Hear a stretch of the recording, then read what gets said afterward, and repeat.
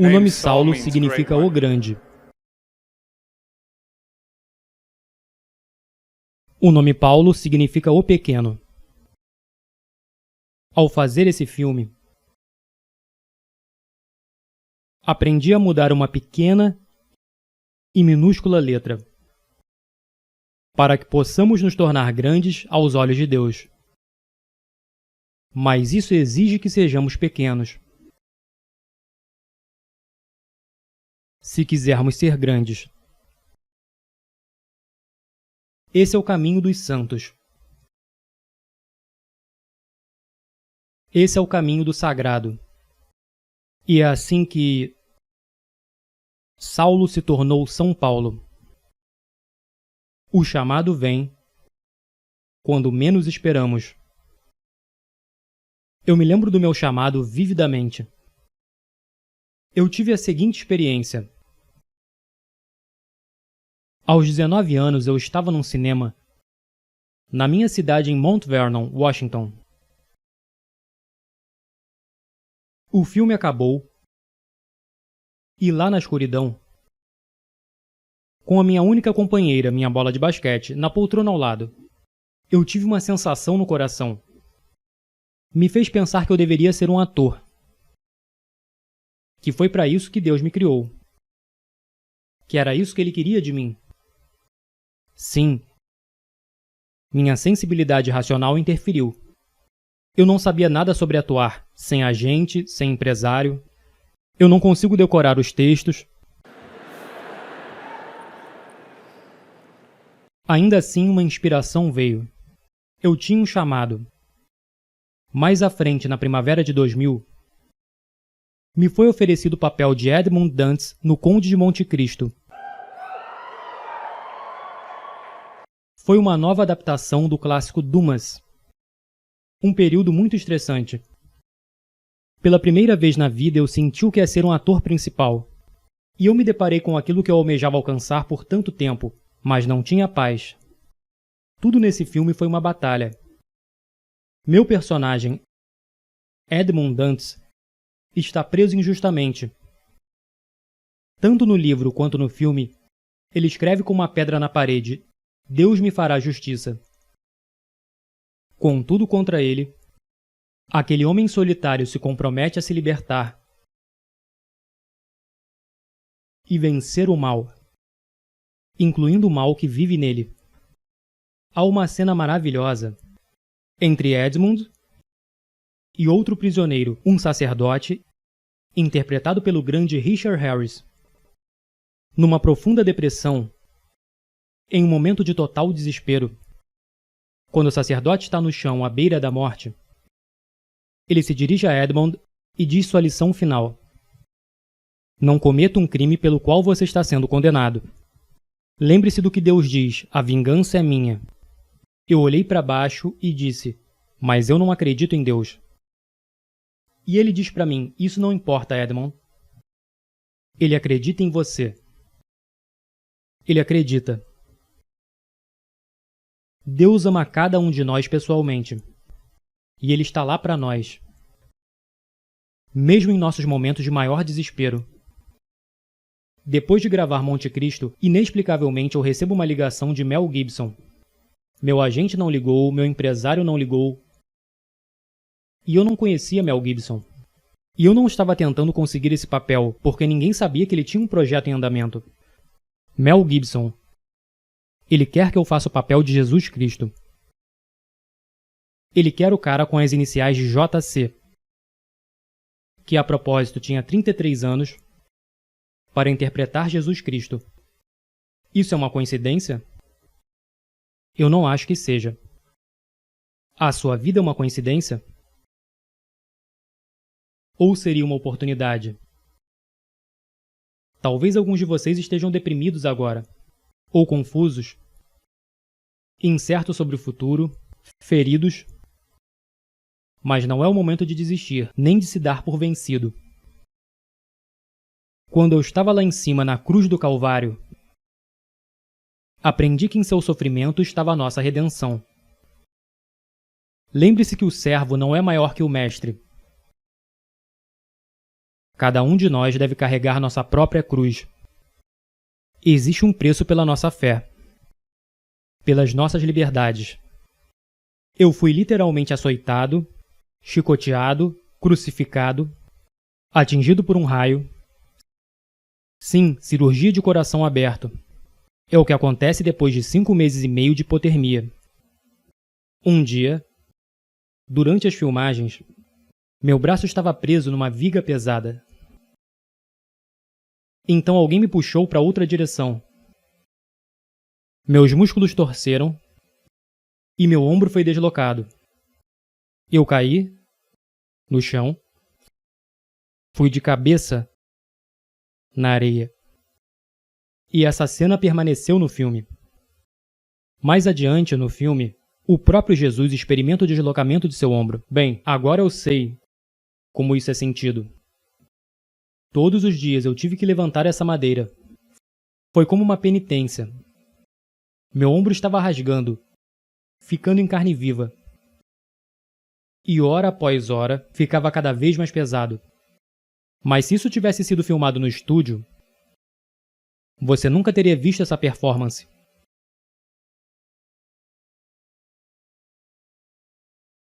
Esse sofrimento fez a minha performance. Assim como o sofrimento faz as nossas vidas.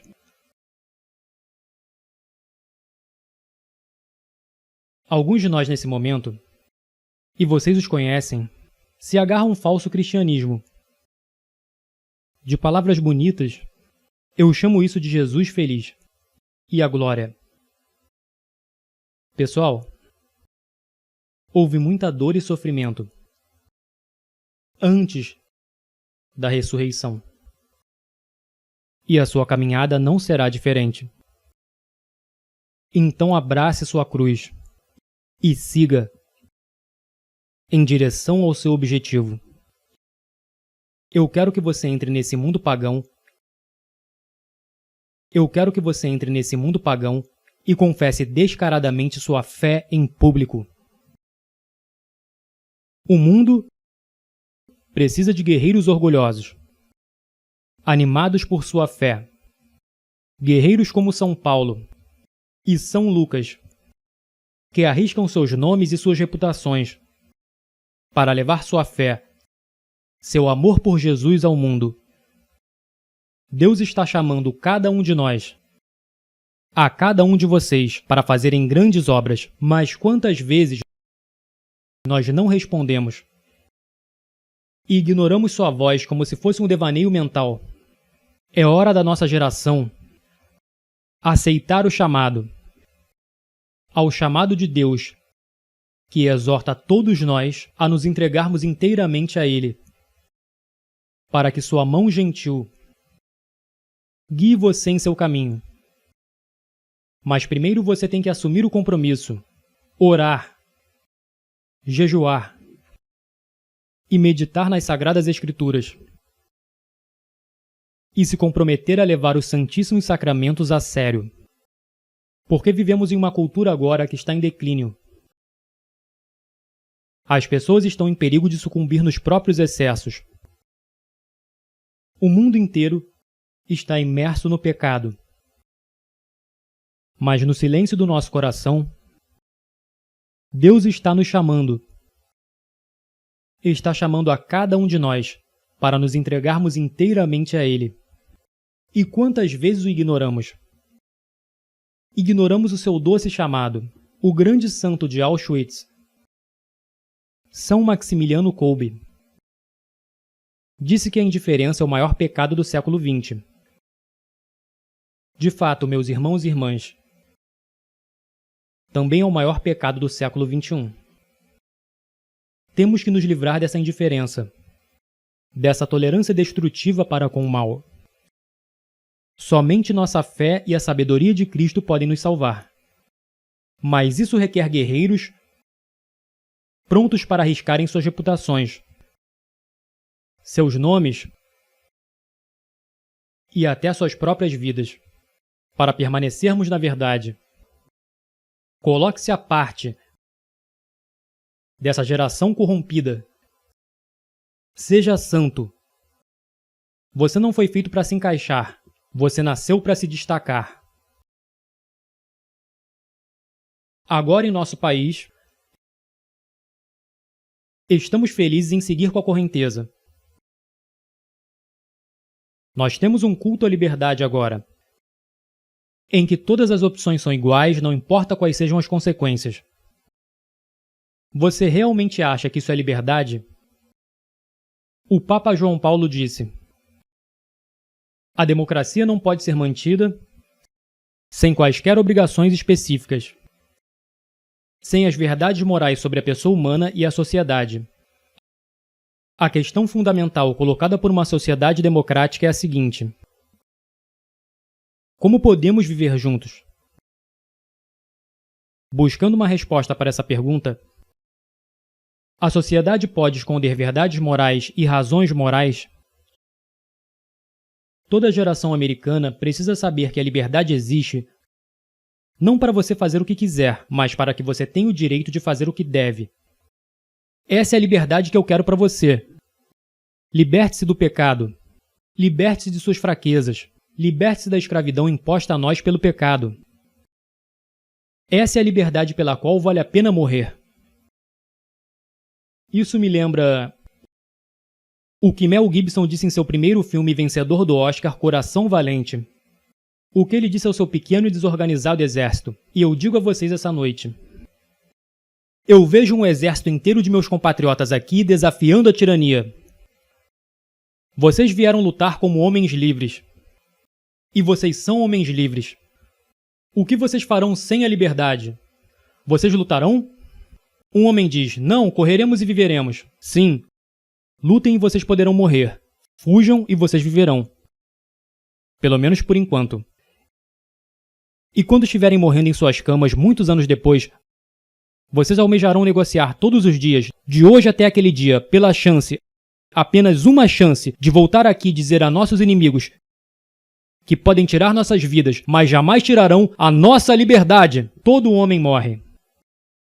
Nem todo homem realmente vive. Você, todos nós devemos lutar por essa liberdade autêntica e viver, meus amigos. Por Deus devemos viver, e com o Espírito Santo como seu escudo, e Cristo como sua espada. Junte-se a São Miguel e todos os seus anjos. Envie Lúcifer e seus capangas ao inferno de onde eles pertencem.